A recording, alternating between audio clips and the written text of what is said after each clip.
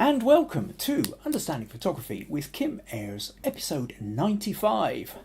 Today we're going to be talking about the notion of... hold on a sec. We're going to be talking about love. And how do you photograph this emotion? How do you get it to come out when, generally speaking, people aren't really feeling it when the camera's pointing at them? They're more likely to be feeling self-conscious. Also, we have critique coming up. So I've had 3 people put in images for critique. So Viji sent in this picture of people selling candy floss, or cotton candy, I think it's known on the other side of the Atlantic, on a wild and stormy beach. I can't imagine making many sales on that day, but who knows. Also, Rosemary sent in this picture of early morning fog, which she said was incredible orange, but she underexposed the original shot and is wondering ways of rescuing it. So we're going to be taking a little bit of a look at that one. And April, getting ready for Valentine's Day in just just over a week. Is playing around with the notion of still life, but doesn't really feel like she's got this picture together and is wanting to get a few more ideas on this. Also, stick around because I'm going to be talking a little bit about this coming week. I'm going to be doing 3 more podcasts of an evening, which is connected to Kukubri Galleries and the McKinnon Collection, which is a selection of wonderful old photos which are currently on display there. And that's what I'm going to be chatting about later. So, all of that to come.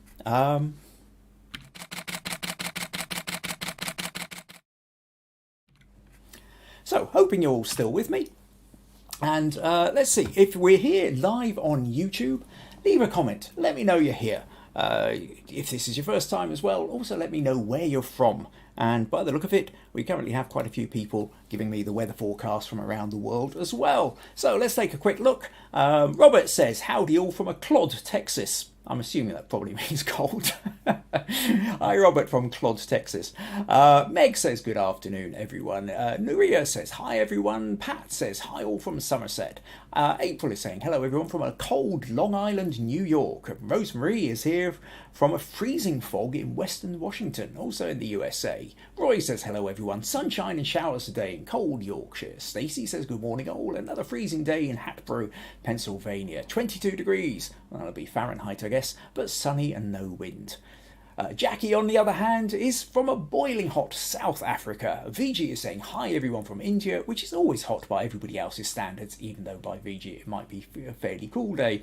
Got a smiley face from Robert. I presume that's about the Clod, Texas. Okay, cool, right. So, welcome. We have people in. We have people from around the world.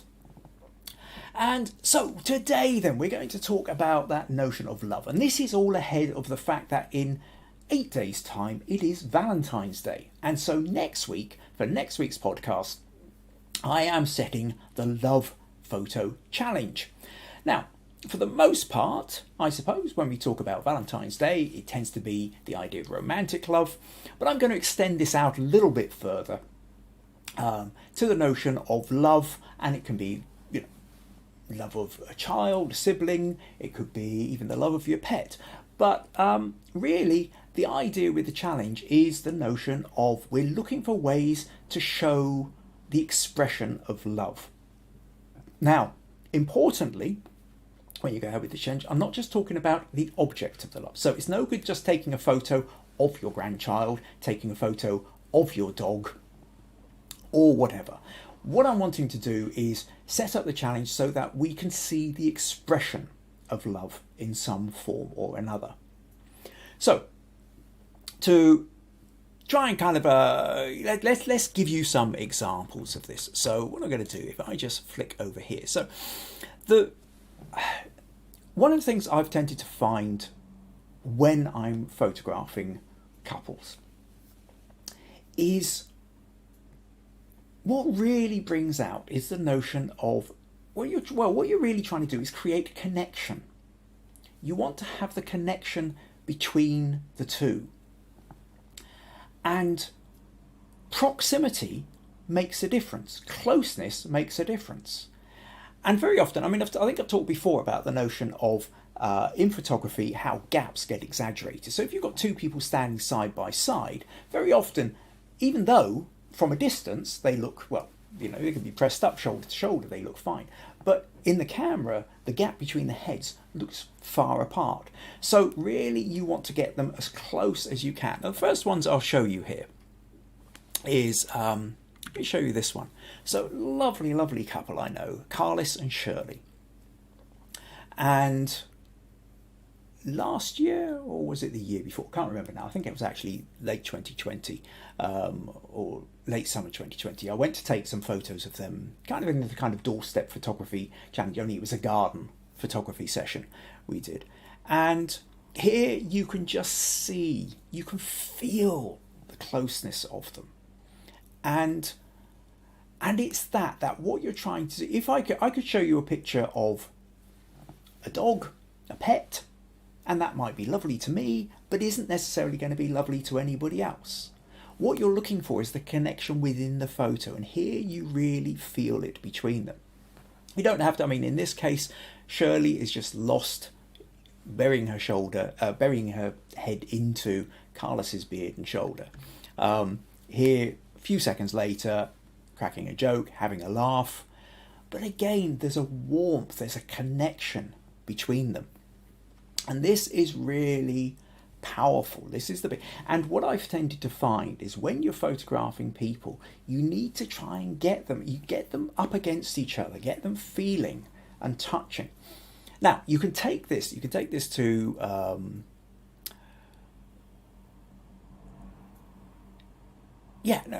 I will do this one. The next one I want to do, the pictures I showed for on the in the Facebook page, sort of trailing this this podcast. I wanted to show these pictures of Carolyn and Ken, and these ones. It's a studio setup, which is a very unnatural kind of setup, but the fact that they are so close that you have the arms around each other, and I find, and this one for me even better, where their face, you know, their bodies are turned into each other. This becomes really, really powerful. Now you can't always get this, but what makes this so powerful, is worth remembering, just log away for the future, is that notion of skin to skin, flesh to flesh, that the human body responds. We can't help but respond. So as they have their arms around each other, I mean, this would be a lovely shot if they had their shirts on, fine. But the fact that they don't, you start to feel it. You can't help but empathise. As you look at the photo, you know what skin on skin feels like, and it just adds that extra level of connection. So you can have that sort of setup. Now, I'm not expecting everybody to be able to go out and do self-portraits or even find a couple that they're going to be able to do this with. But I wanted to put this into the collection of photos I want to show you, to just start to give you that idea that the connection is what's ultimately important when you're trying to photograph an emotion like love. Let's try something a little bit different. Now, this is one from a few years ago. This is one of me and my daughter Meg. Quick selfie, you know, put the camera on, 10-second timer, run round, get in place. And again, this works with a kind of nose to nose kind of thing, forehead to forehead. Fact that noses are touching, and daddy-daughter shot. You know, who doesn't love a good daddy-daughter shot? There you can start to feel the love, and it's fun. You know, when you've got a child ready to play, or even your partner, and you're prepared to get up close, face to face, it can be fun. I mean, other ones I remember doing. This shot is I'm going to show you now, is 10 or 10 and a half years old, but I still love it. I was at an open weekend, and I was doing quick photo shoots for people, and this lovely couple came in, and as I fired off about half a dozen shots, they started off looking at the camera, and then he turned and just squashed his nose into her face, and she just creased up laughing. And it is beautiful. It is so authentic, and you feel the emotions. You can feel either your nose being squished, or you can feel the nose being squished up against you, depending on who you identify with the most. And you can see the emotion that's happening. And again, what we're talking about is connection. Alternatively, you can go down the notion of mother and child. Like, there was me and Meg, but mother and baby. You know, with mother and baby, that the most powerful connection in all of human life. That as the mother holds her baby, the baby's just looking up, all full of innocence. Got ear defenders on. I will just say this was actually at a concert at a festival, so there was lots of noise about. So ear defenders protect the baby's ears there. That's what's going on here. But the mother just holding her child, looking down, you know that feeling of ultimate love. Or in the case of this one, this is Maggie with our grandson Alfie. You can't even see Maggie's face, and Alfie's sleeping there. But you can just catch that little bit, the turned up mouth, the warm smile, and that feeling of a baby nestling into your shoulder. And you can't help but start to feel the connection. And if you're trying, this is the key point, if you're trying to photograph and capture that notion of love, what you're trying to do is capture that feeling of connection, so that when somebody else looks at it, they can feel something else going on too. It's a strange thing. One of the things about, interesting with Valentine's Day also happens to be my daughter Meg's birthday. So in a lot of ways, since Meg was born, coming up to her 24th birthday in 8 days' time, for the last 24 years, Maggie and I haven't celebrated Valentine's Day for Valentine's Day. We celebrate it as Meg's birthday. One of the things I find interesting is actually the notion of sometimes when you're with somebody close, and I keep finding this, when I've got photos with Meg, when I do it, even just a selfie, you get a selfie with the camera, with your phone, and this one of the two of us in-house chocolates took a couple of shots. I turned around and gave Meg a quick kiss. We're really close, and as soon as we're close, there's an extra level of connection. Here as well, classic one, we're just at the front door, just about to head out. I was thinking Meg was looking particularly cute in her hat, red hair coming out. Let's do a quick selfie. And what I'm very aware of, for those of you who sort of take a look at my my avatars on Facebook or any other social media, when I'm doing just a photo of myself, I'll tend to make myself look a little bit moody or grittier or whatever. But there's levels at which I'm kind of trying to find a space to, a headspace to project into the camera, one of confidence or whatever it is. When I look at photos of me and Meg, the moment we press our heads together, I soften. There's part of my heart that softens to levels that I'm not even aware of until I see the photo. And then I look at a photo like this, and I connect with the love that I have for my daughter. That you can't, it's like something you can't fake. You have to feel the emotion.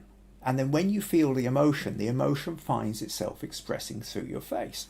I don't know how well this, I'll tell you what, let's just flick back here. I'm just going to try something. I don't know how well this will work. I've not actually tried this out now. But, okay, what I want you to do, let's take a look at my face. Now, with my face here, what I'm going to do is I'm going to imagine a couple of different scenarios. So first of all, I'm going to think about, imagine if I was walking on the ground and there's sharp Lego pieces, things that can kind of stab into my foot a bit. And even though I'm trying, if I kind of think about that awkwardness, even though I'm trying to keep a smile, if I hold that in mind, you can see my eyes have narrowed. I can feel myself kind of tensing up, and it's just that idea of these sort of sharp things pushing into my feet isn't particularly pleasant.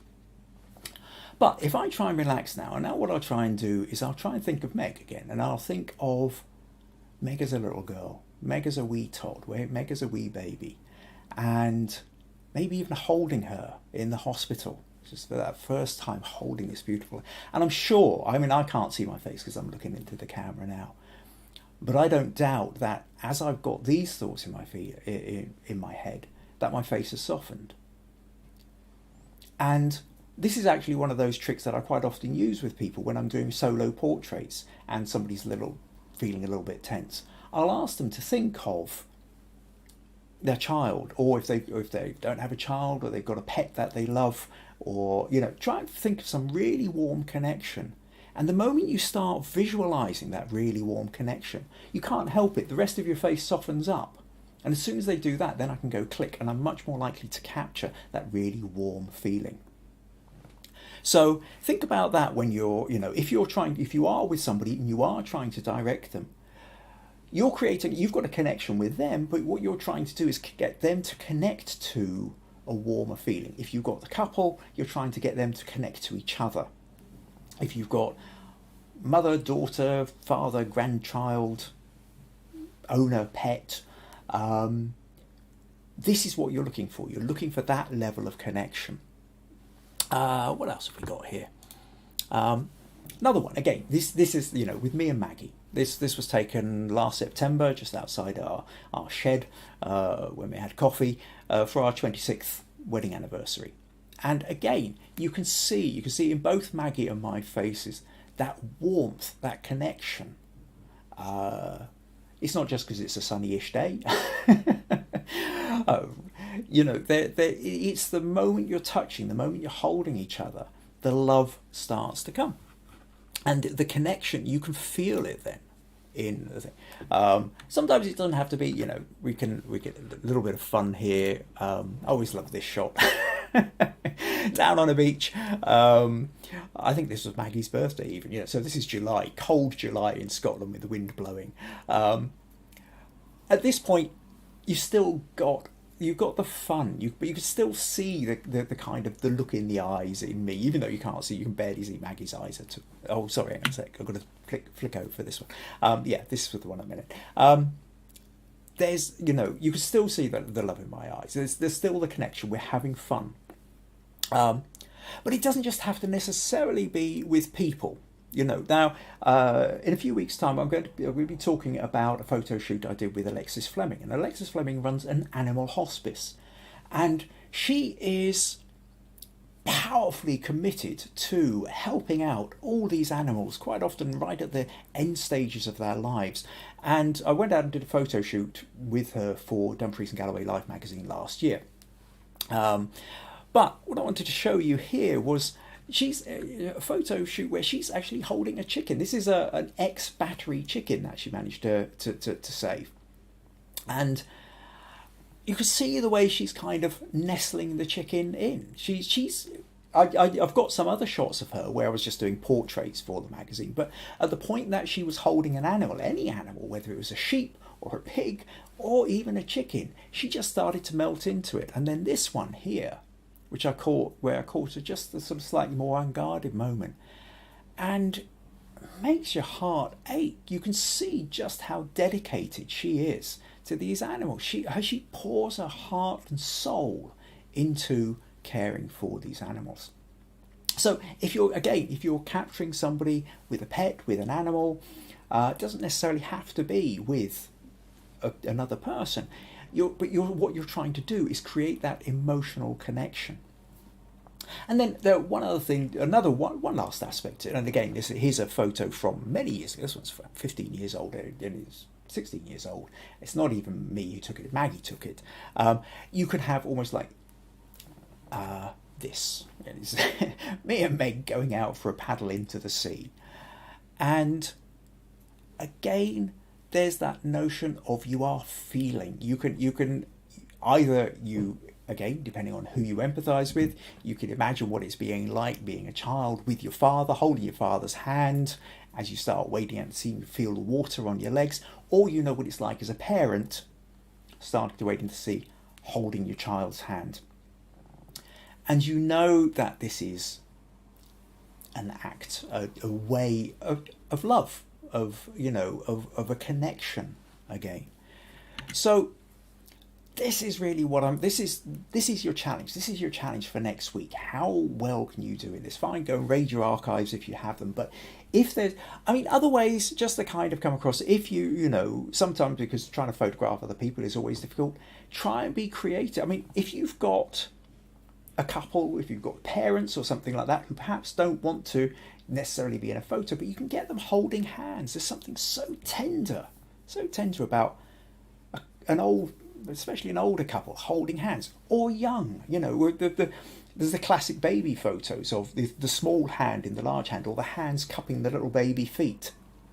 So whether you can get adults or you can get children, or, you know, the connection between parent and child, or grandparent and grandchild, or owner and pet, or or even, like I say, the actions of love between parents, siblings, partners. This is the challenge, and I know it's not going to be easy, but I really, really want you to try this. I really, really want you to have a good think about this, and how you might go about it. Who you know, who would let you near them with the camera, or even can you do something with a selfie? Because as you saw with some of those selfies which I've got with Meg, when you're with somebody you love and you hold the camera up, you can't help but just get that close, feel that connection. So that's what I wanted to kind of really try and push with that. Okay, let's take a look. I see I've got quite a lot of comments here. Becca says, hi, glad to see you back here, Becca. And okay, so yes, a bunch of things here. Viji saying, what such lovely warm expressions. Becca says, I don't think this would have the same impact as colour. Love this in black and white. I presume you probably, must be talking about those early ones with, this is part of the problems here for me. I'm not sure now which ones people are referring to. April says, an older couple doing this is very unusual with no clothes, I mean. But again, it kind of depends on the relationship that you have with people. I've got a really good relationship with Carolyn and Ken. And obviously you're building up, this is trust built up over several years. Pat says, shirts on for me. April says, I love that pic of you and Meg, so cute. And Viji says, this one's lovely, dad and daughter.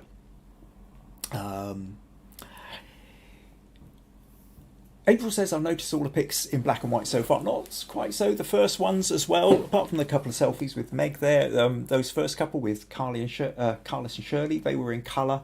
But very often there is that notion of black and white does sometimes create an extra emotional level when you're looking at photos. But you've got to kind of get the black and white conversion right. But you're right, there is something there. Jackie says the aim is to focus on the person, not the colours.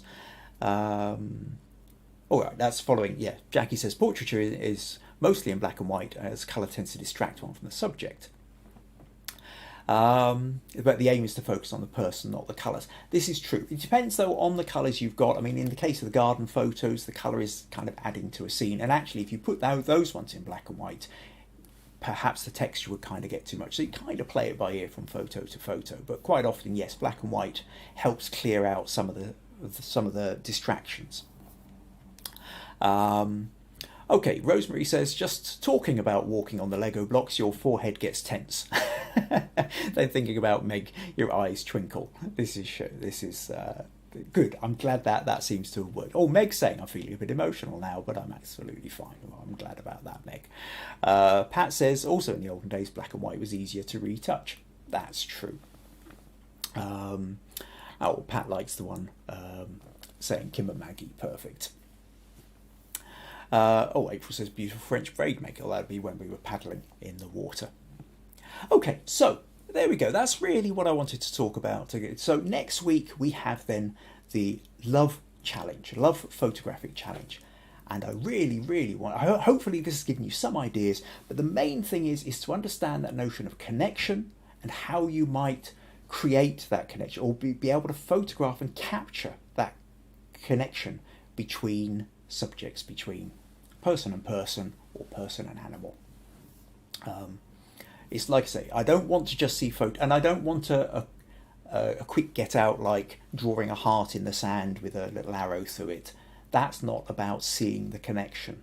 I want to see some kind of relationship. Like I say, yeah, I'm happy to go with something like hands touching, or if you really don't want to do faces or something like that. But be creative, And then next week, I really want we'll go through the photos, take a look at them, and see how different people have responded to this challenge, and hopefully grab a lot of ideas for how we can all then move forward, take these ideas, and perhaps do similar photos for ourselves in the future. It was always interesting seeing how other people react to the same thing. So that's the challenge. Right, okay, so next thing I want to move on to then.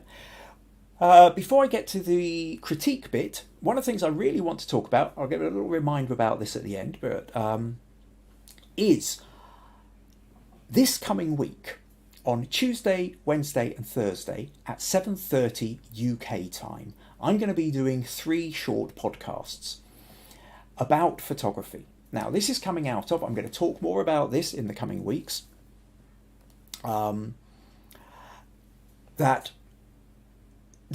currently doing some work for the Kirkcudbright Gallery. So down in Kirkcudbright, there's the Kirkcudbright Galleries.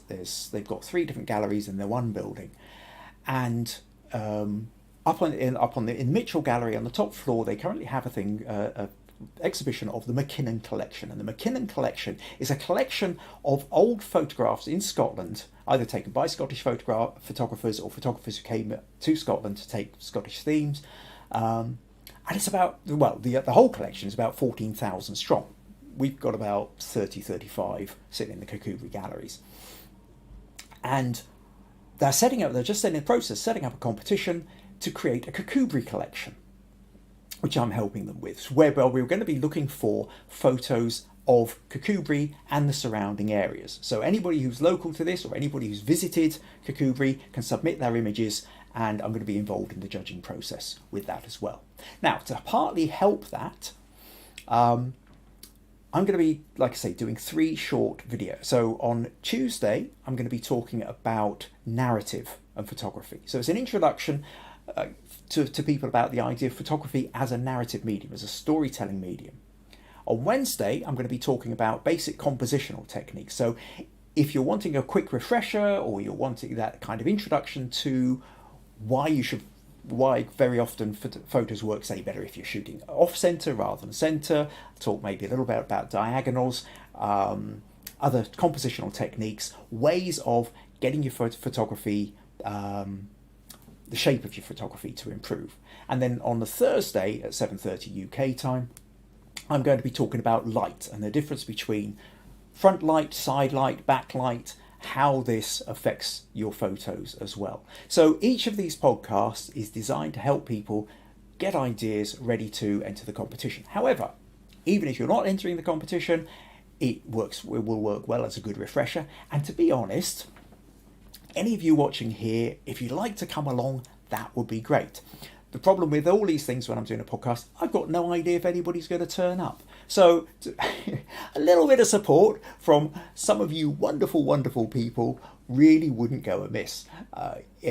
Certainly that they will be recorded. They're going out live. I'm then going to be recording and editing them, and they will be sitting on or connected to from the Kirkcudbright Gallery's website. So anybody who's coming in late can come back and get the refreshers. But it'd be rather nice if I can say, and hello to this person from America, or this person from South Africa, or this person from India, or whatever. These persons, we all know who's from we all know who's from South Africa, we all know who's from India. But any of you who would like to turn up, it would be greatly appreciated. So I think useful for me, useful for you. So that's 7:30 UK time, Tuesday, Wednesday and Thursday this coming week. I will put in I'll put in the links into the Facebook group, Understanding Photography with Kim Ayres, probably tomorrow, or just to give you some reminders. Right, okay, so I'll do a quick mention of that again. What's that Roy saying? How do we watch it? Well, it's going to be YouTube like this.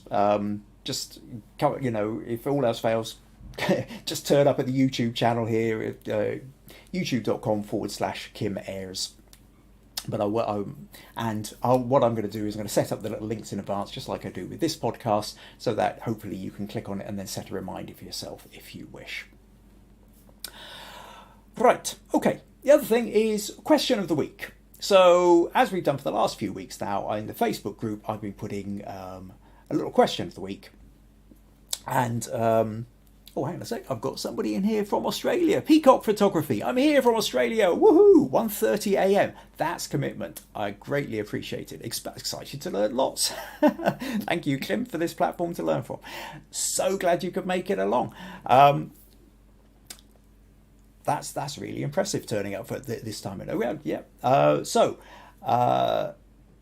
Yeah, I'm not sure whether you've just arrived, in which case we've already been doing about half an hour, but excellent. Stick around for the next half an hour. I'm sure you will enjoy it. And of course this is episode 95, so we have 94 previous episodes all sitting on my YouTube channel, which you can always go and dip in and out of as well. Okay, so what I was just about to move on to there was in the Facebook group of Understanding Photography with Kim Ayres, I've been putting up a weekly question. This week, I asked everybody, that's strange. What your favourite lens? One sec, actually. I've just made a note of the wrong one, have I? Yeah, no, it was. What's your favourite lens? That's right. Yes. No, for a brief moment, sorry, that's me getting completely confused here. So obviously, if you've got a phone camera, not making a huge amount of difference. But it was one of those things that I did. A lot of people mentioned 3 or more different lenses for different circumstances, and I thought, well, that's a kind of a bit of a given. If I'm going out wildlife photography, I want my zoom lens. If I'm trying to take a photograph of a small, tight interior space, I need a wide-angle lens.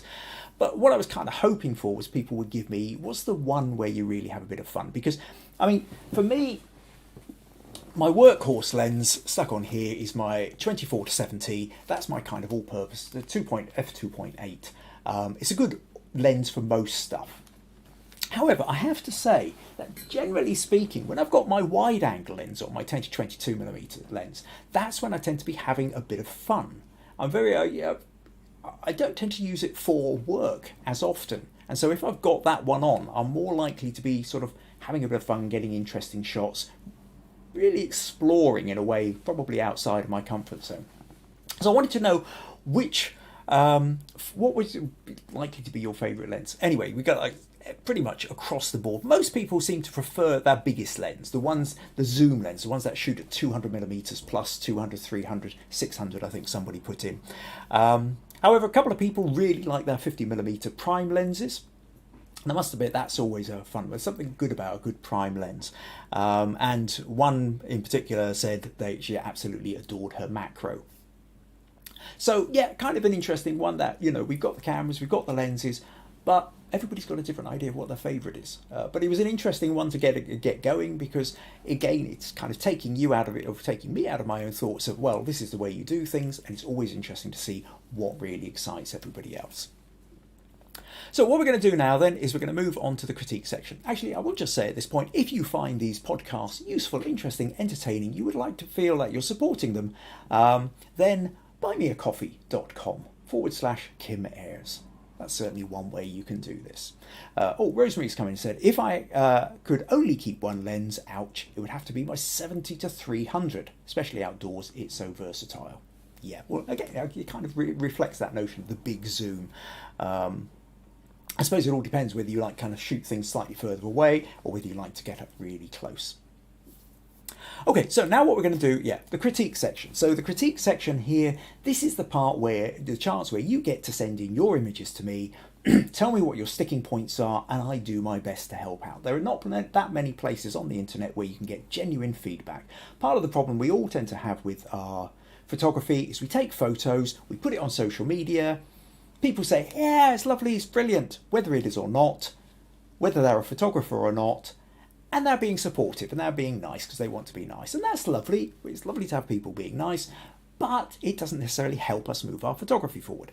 So this corner of the internet, this little bit of my podcast, here's the option for you to send me your images, ask for help, and I will do my best to help. and I will try and be nice in the process, but I will also I'm also going to try and really kind of help you get past your sticking point so that you can learn as well. Right, okay, what's this? Peacock said, I thought Englishmen liked tea. Some people like tea. I don't mind a cup of tea. But coffee, really. Coffee, yeah, don't believe all the stereotypes. Okay, so where are we going to start? I will start this time with Rosemary because I forgot Rosemary has to rush off on a fairly tight deadline for her. So, let me start here. We'll flick over. This is Rosemary's picture, and Rosemary says, this sunrise from 2 weeks ago was pretty spectacular, and what drew me to pick up the camera and capture it was the layers of orange fog. This is what it is. That is what is intended to be the subject of this image, because I've never seen fog reflect the sky colour this way. Unfortunately, I badly underexposed and lost the fog altogether in the original, but was able to retrieve some of it in post-processing. Has my edit managed to convey the fog as the hero of the story, or is there a way I could have improved the editing other than having correctly exposed in the first place? Now, what rather usefully, Rosemary has also sent me the original raw file, so I'll just open that in Photoshop now. And as we can see here, that let's compare that to. So she's done a little bit of editing on this, and here we can see it's darker. And actually, I'll just nudge that over that way a little bit, so you can see the bits that I've got. Yeah, the sliders. That's what I'm talking about. Sorry, slightly distracted there. So the problem that we've basically got here is what's attracted Rosemary to this picture. The sky is this incredible orange, and there's fog, there's mist in the valley, and she's trying to, and it's reflecting that orange sky, except for the fact in this photo you can't really see it. It's very, when we look at this photo, we're drawn to the beautiful bit over here, but everything else is essentially in silhouette, pretty much.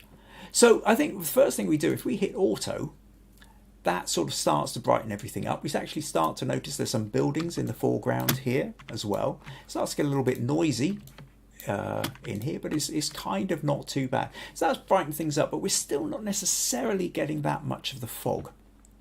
I think if we maybe bring the exposure up a little bit more, but take those highlights down so the sky isn't blowing, and then bring those shadows up. Really try and bring those shadows up, and now we're getting more of a sense of the fog with this, I think. You'll notice if I just take that shadows down, the fog is, the only bit of the fog you can see is just the between these dark trees in the foreground and the hill that's in the background. Whereas if we really bring up the shadows, we're now more aware of the fog here, I think. Let's just open that like that for a moment. I still think that part of the thing here, though, is that because the sky is so bright, that's the thing we're noticing first. Our eyes get drawn to the light, and then, by contrast, the silhouette of the trees against it. So, depending on what you're wanting, perhaps you could kind of, if you're really wanting to make more of a feature of the fog, perhaps you want to kind of crop in a little bit closer. It's a bit difficult, we kind of lose some of that tree there. But if we're in like this, now because the sky is taking up only a third of the picture rather than 2/3 of the picture, it allows us to maybe start looking and noticing in the fog even more. In fact, actually, there we go, that's quite interesting as well. If we kind of crop in this far, we also notice the fog. So let's do that. Let's kind of really crop in. And now I think we're starting to get a much more sense of the fog as being part of the story. Another interesting bit of this is colour shifts. If I just duplicate that for a moment, let's go back to Camera Raw Filter. And I just want to try something out here, which is if I go to Auto Colour, that becomes kind of interesting. Get a little bit more blue in the sky. And nudge that. Yeah, not sure really. I've got to be a bit careful that we sort of don't lose too much of the orange. You can also shift that green or shift that purple, depending on what you're wanting. Does that make it any more interesting? Maybe. I don't, this orange just feels very, very intense. Maybe that's maybe too far the other way. Take it somewhere in between, I think, perhaps. Okay, another thing, when we're closer in here, I think maybe touch a lot of a vignette or something just to kind of pull the attention in a little bit. Something like that. Then what happens if we play with the clarity a little bit? Oh, there we go. That's kind of maybe slightly more interesting, kind of create that little contrast. And I think what that's doing as well is it's bringing out a little bit more of the lightness in the valley here. You see that contrast here? So we're now getting more of a sense of the fog.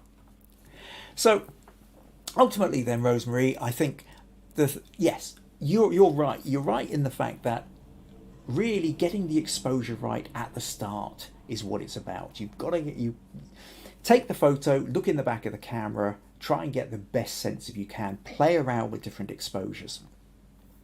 Obviously, when you've got the sun rising, the sky is lit up, the auto settings on the camera are going to overcompensate for the brightness in the sky, and everything else is just going to go really dark. So maybe take multiple exposures with the idea that, if necessary, try and blend them together. Or some cameras actually allow you to do in-camera triple exposures as well. So something to play around with. But yes, you've got, if you're really wanting to get the fog, you've got to make sure that you're not overexposing in the first place. We have managed to bring out quite a bit in the post-processing, but having said that, having cropped in, it does get noisy pretty quickly. So because we've lost a lot of the information that's in there. But there is also the thing that if you're wanting to make the fog the key point of the story, then you actually kind of have to be zooming in on the fog, or where the fog is making itself most felt. And the place where it's making its most felt is in this part of the picture. These foreground trees are silhouette. The background is the sunrise, glorious colours. But of course, that's what if we go back to your original photo here, it's the sunrise which captured all our attention is getting drawn to this bright light, and then the contrast with the tree. We're not noticing the fog with that. So to bring up the fog, you need to kind of make sure that it is taking centre stage as part of your photo. So hope that helps. Hope that kind of gives you some thoughts and ideas with that. Right. Okay, a couple more comments here. On the rear says, water's more healthy. Lol. Yeah, well, I drink water rather than tea, certainly when I'm talking a lot. Stacey says, most people enjoy coffee. I'm a tea drinker and add creamer. Would you add cream to your tea? Surely not. Pat says, oh, I missed that, Rosemary. It's beautiful. April loves the silhouette against the orange sky. Stacey says, lovely sunset, very intense. Peacock Photography says, that's gorgeous, almost intense like the sky is on fire. Nuriela says, beautiful colours. Meg says, beautiful photo. Viji saying, beautiful colours. And Jack saying, nice change. So, yeah, I mean, the fact that everybody's concentrating on the colours means that, whilst it is true, they are beautiful colours, they missed the fog, which is the real bit that you were wanting to try and get with that photo. Peacock says, what's your editing programs you're using? It's Photoshop, Creative Cloud, Photoshop CC. I subscribe to it. It costs me £10 a month, and whatever that is in equivalent of local currency. And it's constantly updating, so I've always got the latest version of it. I find it very useful, for the equivalent of £10 a month, £120 a year. For a professional photographer, it would just be idiotic not to, really. Unless you're more comfortable with a different editing software. Rosemary says, that's a great idea about bracketing the exposure, especially since it's a still scene and there is time. Yes, certainly, and at which point you need to make sure that you've got your camera on a tripod so that from one pitch to the next, the image hasn't moved. April says he uses Photoshop, right? Okay. And thanks for all the kind comments. Oh, right, cool. Okay, so let's move then on to our next image. And the next one I want to talk about, let's go Viji. So Viji sent in this image. It says, cotton candy seller on a stormy evening. I know it's not perfect, but a favourite one of mine. I do not remember if I zoomed in or cropped. His legs are cut, but the colour captured my eyes. Any suggestions to make this better, Kim? Also let me know how I could have captured it in a different way. And what Viji did also was she showed me a different one from the same set of photos where the candy floss in Britain, cotton candy in America, presumably India, where we're not sure what you call it in other parts of the world. Another one of the seller on the beach where we can see a lot more people on the beach. The candy floss seller is out of focus here. We can't see the head either, but it does give you a better sense of context. But this one, I have to say, I really, really like this photo. I like the idea of this photo. I think you're really onto something. We've got this stormy, dull background. You can see the spray coming up off the sea in the background, but the sea's out of focus. The focus is on the seller as he walks along the beach. And these colours so chemically coloured, day glow pink and yellow against this really grey background. It is absolutely eye-catching. My feeling, I think you're really onto something here. I think there's a brilliant contrast. Really nice strong diagonal as well. I love the way it kind of comes down almost like a kind of a shell or like a pair of wings, like a beetle's wings or something, kind of sitting behind. Lovely shape in that. I think in terms of improving, really I think this would work better. And this is the bit I'm going to say, with more room to breathe. I think if you managed to zoom out a bit and got his feet and got, I think it would be nice to get his feet in a little bit of the beach. But actually, really what I want to see with this is I want to see more grey. I want to see more waves and more sky. So let's open this in Photoshop a moment. And let's just play around with the, let's just close that one from Rosemary for the moment. We'll play around with the content aware here, which is the content aware crop, which means that Photoshop will fill this in a bit more. Let me just rearrange that workspace here so I'm not cutting off part of the. So what I want to do here is I'm going to extend this out a bit like this, and just kind of show you what this does. So if we do that now, if I've ticked the box here that says content aware. Up here in Photoshop, and now if I hit enter, it's going to fill in the surroundings based on what it thinks is going on. So we see that the sea's just repeating itself. It's not perfect, but it does start to give us an idea. And you see, I think that when you've got something like this really set against, I think it creates even more of a contrast, and it kind of grabs your attention even more than it did before. And in fact, actually, you could take this even more. I fancy a little bit more, so I've maybe gone a little bit too far, a little bit more space on the right. But let's take this again. So if I pull this out this way, how big can we go? I think, if we were to do something like this, in fact, let's pull this over, put this person on that kind of thirds bit. I just want to see for a moment what that will do. It's a fairly big file. Taking its time to fill it. Maybe I should have shrunk it down and started with a smaller file in the first place so that we didn't end up. Yeah, now look at that. Look at that. Now, obviously, I mean, I understand, I know you've talked about this before, Viji, that space and places where there aren't any people in India or your corner of India is, almost unheard of. That trying to capture this beach, even though it's a cold storm, I don't think you say cold, even though it's a stormy day, it was probably still a fairly packed beach. But can you see this? If you can imagine, if you get that sense of space and isolation and the huge sky and the stormy crashing waves, and then you have this lone figure with this really bright thing. See, I think that's it. This is your original photo. That's what the promise is of this. It works because you've got the lone figure against the storms.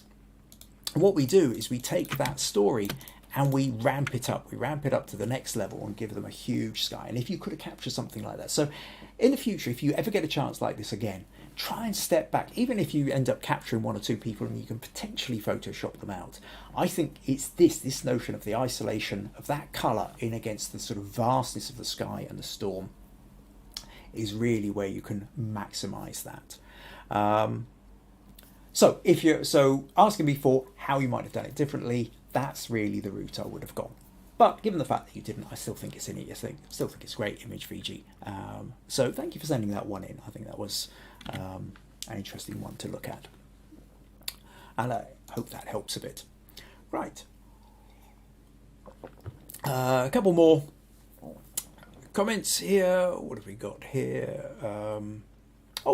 Peacock says it's fairy floss in Australia. Right, okay, that's a different kind of word for it. Cool. April said, love the hot pink. And Nuria says it's Viji's photo. Okay, it's going on here. Peacock says, reminds me of blue bottle jellyfish, but pink and yellow. Okay, so you've got a different idea of jellyfish. We don't, of course, jellyfish are a much bigger thing in Australia, I think. Of course, in Australia, you've got all these deadly things that can kill you the moment you step in the water, which you don't tend to have in Britain in the same way, I must admit. Yeah, I'm less familiar with jellyfish, but okay, sounds interesting though. And Nuria says, love the waves in the background, nice bold colours. April loves it as a minimalist photo, and Viji says she likes the editing. Also, the minimalism. Rosemary says it's a fascinating story. Hard to imagine on such a blustery beach that the fellow would have such a crowd to sell to. And Viji says Chennai Beach is populated even during storms, hence the crop. Yeah, I kind of figured that. I remember other things you've talked about, Viji, when sending in from that beach in Chennai, that it doesn't matter, the most appalling. The only time that it's sort of essentially been empty is when there's been, lockdown laws with COVID absolutely banning anybody from getting on the beach, at which point you've not been allowed to go on the beach to take the photos. So I understand your frustration there. Okay, brilliant.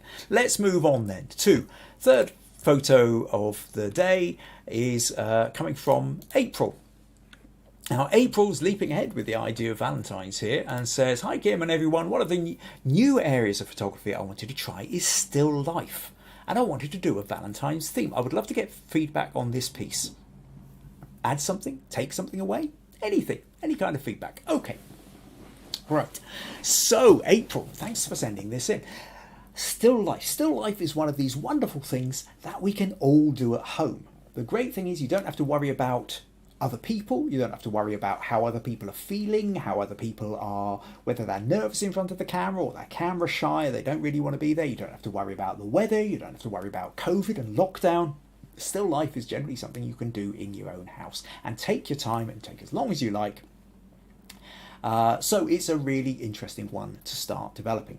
Now, roughly about this time last year, I did a podcast on still life. Did I do a still life challenge? I can't remember if I did a still life challenge, but I certainly did a podcast on still life. I think I might have done the challenge as well. And so worth going back and investigating. We're talking roughly about sort of January, February 2021. I can't remember exactly the podcast number, but if you go and sort of look around for those dates, you may well find it. But what I will do is I will show you one of the key photos that I took when I created for the still life challenge. Was this, where what I was doing was I was basing it on the idea of a kind of the Dutch 17th century Dutch old masters style of painting, where we've got the fruit and we've got the objects. So what we've got here is a table full of different objects. So it's a kind of classic still life.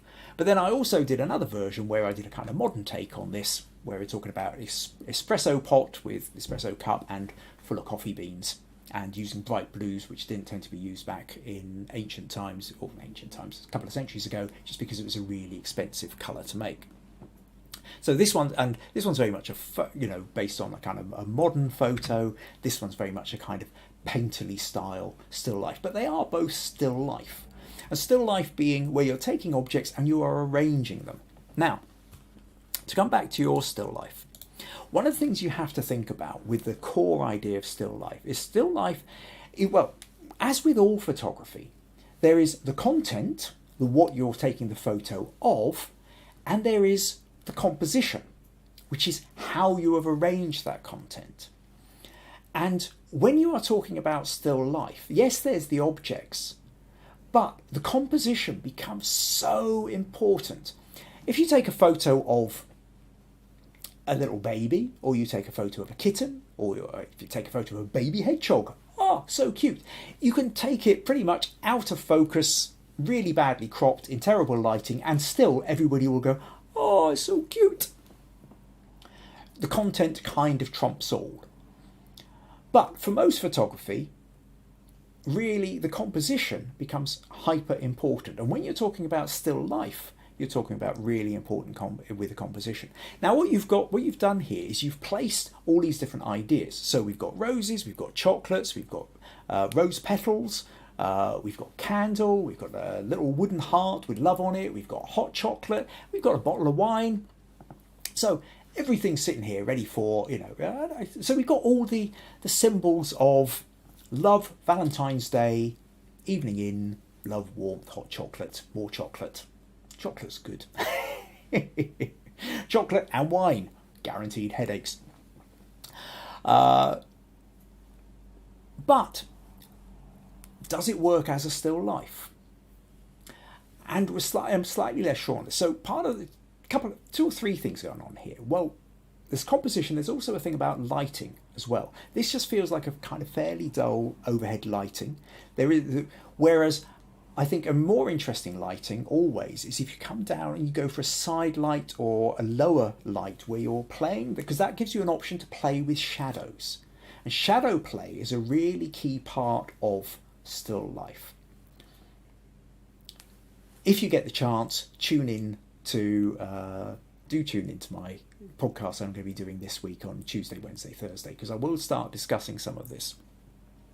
But the other thing here is the notion of leading lines. You need to, when you're looking at a photo, especially with a still life, the part of the problem here is there's a lot of objects and the eye doesn't know where to look first. We get drawn to the bright light up here because it's bright and it's contrasting. But then after that, where are we looking? There's roses, there's wine. The wine bottle is disappearing out of the picture. So we don't have particular, I'll tell you what, let's open this in Photoshop. I'm going to just sort of draw a couple of lines here. So if I stick, turn that to a pencil tool, got a separate line here. What I want to show you is where are the lines pointing here. So we've got a strong line coming down here. Tell you what, let's use white. Got a strong line moving down there, but that's taking us out of the photo in either direction. We've got the wine bottle, which is taking us up this way, but that's taking us out of the photo.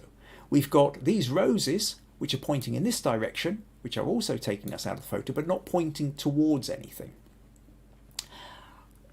We do have the curve of the cup here and the edge of this, and this kind of blocks us from falling off to the right, which is quite good.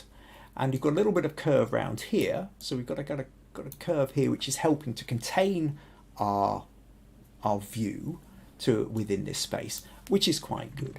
But other than that, within this space, it's quite confusing. We've got roses here, we've got chocolates here, we've got the cup here. We've got everything vying for attention. Now, if we go to this one, because when I did this, I talked a lot about leading lines within this. There's the containing bit, because we don't want the lines all drawing us out. So the fact that okay, let's just create a new layer here so I can draw on. So the pear here curves round. That and this curves. So we've got curves coming around here which stop our eye falling off to the right. We've got the curve, the knife, the jug pointing inwards, which stops us falling off to the left.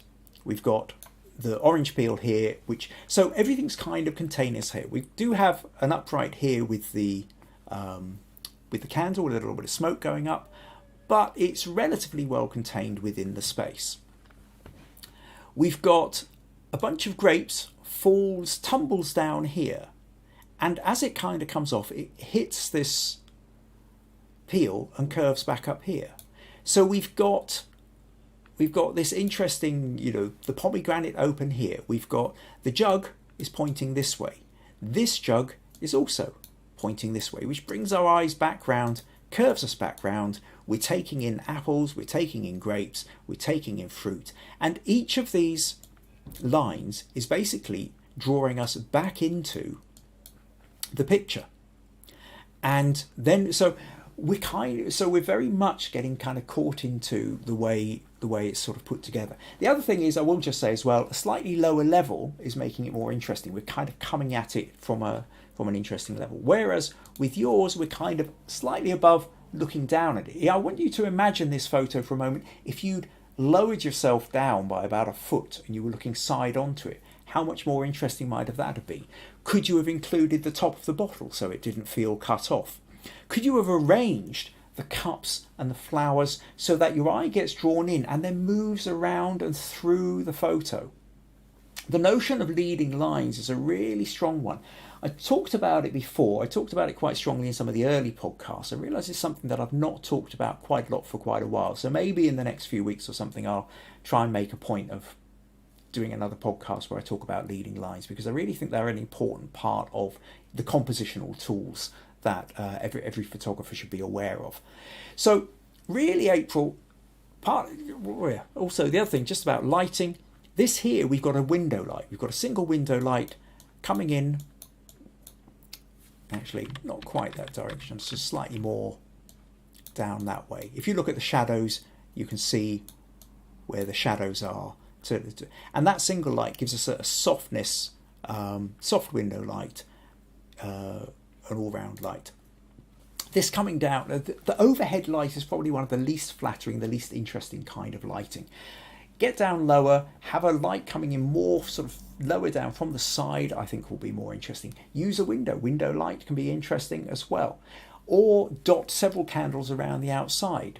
Might be trickier to get the kind of lighting you really want with that. Certainly windows, I think, are a good one if you can do this during the day. Or you use a couple of candles, but you're getting the exposure right so that you're not blowing out the light from the candles, but using it to light up some of the objects is a really tricky thing to do.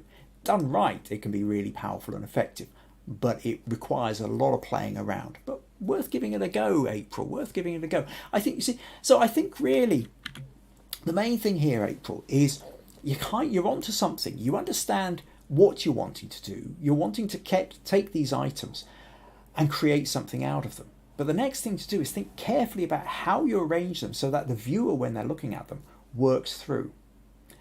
Another option is to even kind of pare it down a bit. What if you were to have a single rose and a chocolate?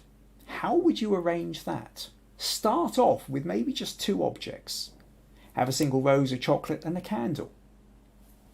Add in 2 or 3 more chocolates. Maybe have a nice steaming cup of hot chocolate. But at what point does it become overkill, or how many pieces can you put in and still have a flow that goes around it? I mean, when we look at this photo, there are multiple objects. You know, we've got 2 apples, 3 apples, we've got 2 pears, a couple of oranges, countless grapes, wooden plates, 2 jugs. There's a lot of items in there, but it's about trying to find it so that you can kind of steer through and around. The more objects you put in, the more careful you have to be about how each one is relating to each other one. With every photo that you take, every object that's in that photo is either contributing to or interfering with, detracting from the narrative you're trying to express. And the great thing with still life is you can take as many photos as you want. You don't have to worry about anybody else. So start off with 1 object, 2 object, 3 object, almost like a game or like Jenga, where you're sort of pulling things out and piling it up. How far can you go before the whole thing falls apart? There comes a point where you go, actually, that's too busy. Cut back, take a couple out. Where can I get to? And I think the more you do that, you will learn so much from sort of getting in and playing. So I hope that helps, April. I hope that gives you various ideas to play with. Okay, let's see, a few more comments here. Stacey's saying, when I see cotton candy being sold, normally it's been usually blown directly from the machine. Only ever once saw it made in advance. Or actually, I've seen at fairgrounds, they quite often, you can buy big bags of this stuff. Right, where Pat says less is more. I think that's referring to the idea, the minimalism side of it. Peacock says, perfect for upcoming Valentine's Day. I would remove the love sign because you cannot see the L, but the word is already represented in your image. Rosemarie says, would be especially romantic with some soft side light. Meg says, fantastic photo by April. April is saying she remembers the fact that I did the still life. Various bits and pieces. Where do we go? Viji says maybe the polythene bag on the wine can be removed and not cut. So Peacock says leading lines, great demonstration of this with both photos. Thank you. Pat says eat the chocolate. Yeah, if it's in the way, consume. Why not? April says I did try the lowdown version. I will try less object idea. Thank you. Cool. Okay, so there we go. And that's excellent. So, little reminder then. So, well, things to remind you for next week. First of all, I want to remind you then that on Tuesday, Wednesday, Thursday, 7:30 UK time, I'm going to be doing these 3 podcasts for the Kakubri Galleries and the McKinnon Collection, where I'm going to be, first night, I'm going to be talking about the notion of narrative in photography as a storytelling medium. Second night, I'm going to be talking about an introduction to compositional techniques. And third night, I'm going to be talking about lighting techniques. It will be really lovely if as many of you as you can spare the time to come across. They shouldn't be super long. We're not going to be talking about doing hour-and-a-half podcasts. I really don't know how long they will be, but I'm kind of looking to try and contain them to probably around about 30 minutes. But anybody who wants to turn up, leave me comments, say hi, ask a couple of questions. That would always be good. For me, this is a little bit like, buskers. Buskers, they're playing on what you do when you're busking. You never put out an empty hat. You always throw a few coins in first so that other people can see that it's okay to throw coins in. It's a little bit here whereby if I've got a couple of you planted in the audience and you can, leave me a couple of comments, then it makes it easier for anybody else who might be watching fresh for the first time to perhaps leave comments as well. So that would be useful for me if you can make it, but also, feel free to ask any questions as well. Give yourselves a little refresher on these 3 topics. Other than that, the next big thing, of course, is the Love Photo Challenge for next week. Send me your images. If you belong to the Facebook group, Understanding Photography with Kim Ayres, put your image in there. Tell me a little bit about it. Tell me why you took it. Tell me why to your sense it represents love, and we will start piling these up. If you don't do Facebook, email me the image, kim@kimayres.co.uk. Send me the image. If you find you're really struggling, you've got a photo you'd like to submit, but you don't think it's worked properly and you really want a little bit of extra help, you can always ask for a little bit of critique. But by and large, next week's mostly going to be about talking through, looking at each other's photos, rather than getting heavy on the critique side of it. That's pretty much it. If you found this useful, entertaining, you'd like to support these podcasts in any way, buymeacoffee.com/Kim Ayres. And if you haven't done so already, make sure you subscribe to the YouTube channel. Thank you, everybody. We've got a few people saying, cheerio, have a good week, everybody, all that kind of stuff. So thank you ever so much to those who sent in the pictures for critique. Everybody who's commented and contributing to the podcast. Hope you've enjoyed it. Really looking forward to seeing what you all put in next week. So have a good week. Hopefully I will see some of you on Tuesday, Wednesday or Thursday evening. And if not, I will hopefully see the rest of you next Sunday here at 3 p.m. UK time. That's morning in the Americas, afternoon in Europe and Africa, and in the evening in Australia, and very early hours in Australasia. Take care. Good night, or good afternoon, or good morning.